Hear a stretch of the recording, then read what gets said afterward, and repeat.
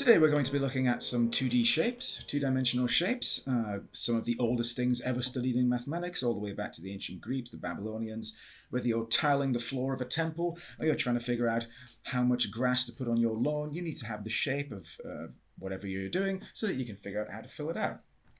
So the regular shapes here have all the same sides the same, which is why they have this symmetrical pattern. An irregular shape doesn't have the same sides the same. You might have some sides the same, but they're not all the same.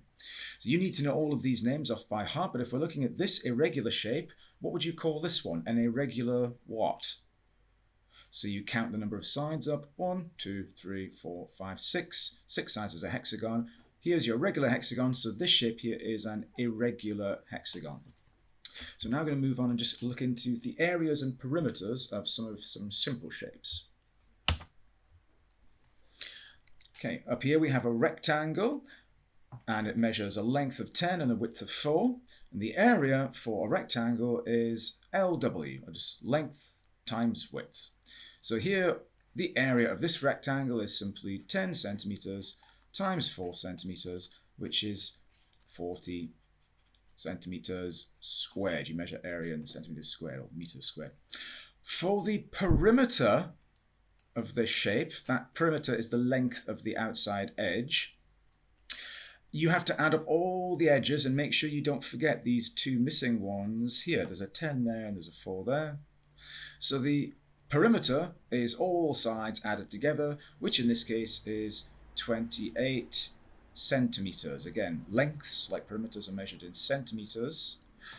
Areas, such as the number of centimeter squares inside a shape, are measured in centimeters squared. And a compound shape here is made up in this example of two rectangles. They can be made up of lots of things, triangles, circles, but for a compound shape, it's all the areas inside added together. So you break the shape down into two shapes that you recognize. So we're going to break this one horizontally. We could have done it vertically down there. And so we've got two rectangles, and we know how to calculate the area of a rectangle.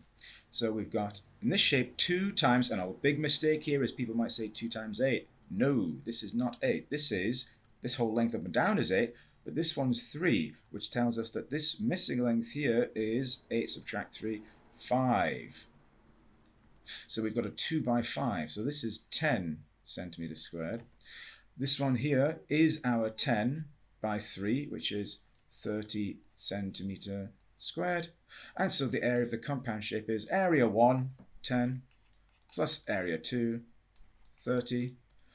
And so we have 40 centimeter squared. And if you were going to do the perimeter, just add up all the outside edges and make sure not to miss any of them. This one here we didn't write down, but this would be 10 subtract 2, which would be 8, and then you would write down all the measurements.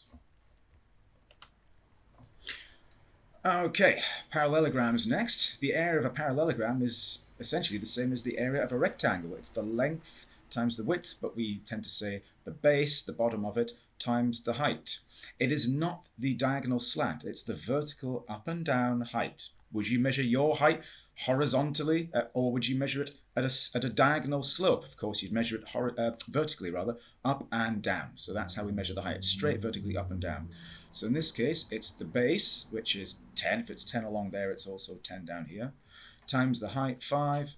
So we've just got 10 times 5, or 50 centimeters squared. So parallelograms, no reason to panic, nice and straightforward. Area of a parallelogram is just the base times the height. Area of a triangle, just to show you, the area of a triangle, we'll cut this bit off. Oops, we'll cut this bit off. No, start writing with the pen. Brilliant. We'll cut this bit off up here, and we'll just be left with this triangle at the bottom. And you'll see that a triangle is half of any parallelogram. So the area of a triangle is a half of the area of the parallelogram. It's a half the base times the vertical height. So the area of any triangle is just half of the area of the parallelogram. So we've got a half times 10 times 5, or 25 centimeters squared. And finally, the trapezium. Formula for the area of a trapezium is a half a plus b times the height h. Technically, actually, it's usually written a half A plus B H. That's the usual order. So same thing, doesn't matter the order of multiplication. So essentially what it's saying is you take the top and the bottom and you add them together. This is normally our A, the top. This would be normally our B, and H, of course, is the height. I've given them some numbers here. So it's the top plus the bottom, A plus B, times by the height, and then divided by 2. So in this case, it's a half, top plus bottom, or A plus B, which is 3 plus 11, times by the height, which is 10. So we've got a half of 14 times 10, half of 140, and so we have 70 centimetre squared. So that's how you do the area of a trapezium. It's a half A plus B times H, a half, top plus bottom times the height. Okay, just on to a couple of quick questions. This trapezium, it tells you what the area is, and we're asked to figure out this missing length x. So how do you calculate the area of this trapezium? That's right, how do you restart this one. Okay, now on to some quick questions. This one, you are given the area of this trapezium and you're asked to calculate this missing height x. Well, how do you do that? Well, you start with your formula for the area, which you know is a half A plus B, top plus bottom times H, and you know that in this case that's 63 because it tells you what the area is. So we have a half, top is 6, bottom is 12, times the height, we don't know that, so that's x, times the height x is 63. So using your algebra, if you just rearrange this equation, 6 plus 12 is 18, half of that is 9, so we see that 9x is equal to 63, and so x is equal to 63 divided by 9, x is equal to 7 centimeters. So that's how these are done. So one for you to try.